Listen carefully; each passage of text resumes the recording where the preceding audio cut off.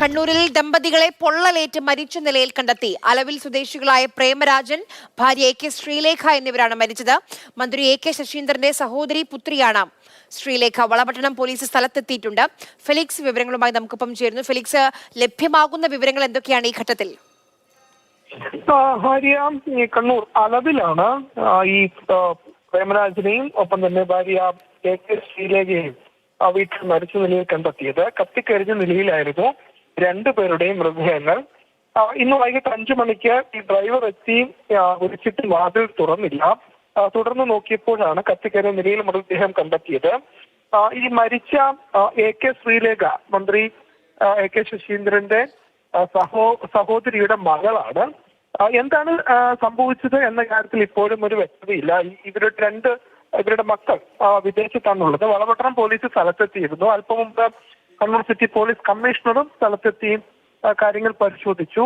എന്താണ് മരണകാരണം എന്നത് സംബന്ധിച്ച് ഇപ്പോഴും ഒരു വ്യക്തതയില്ല. രണ്ടുപേരുടെ മൃതദേഹങ്ങൾ വീടിനുള്ളിൽ കത്തിക്കരിഞ്ഞ നിലയിലാണ് ഇപ്പോൾ കണ്ടെത്തിയിട്ടുള്ളത്.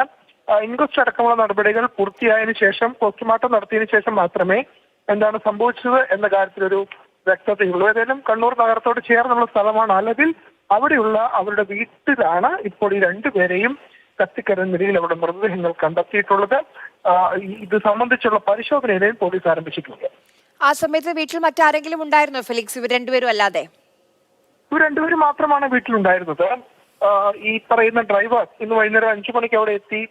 ഈ വാതിൽ തുറക്കാൻ ശ്രമിച്ചപ്പോൾ തുറക്കാൻ കഴിഞ്ഞില്ല. അകത്തുനിന്നും വാതിൽ പൂട്ടിയ നിലയിലായിരുന്നു.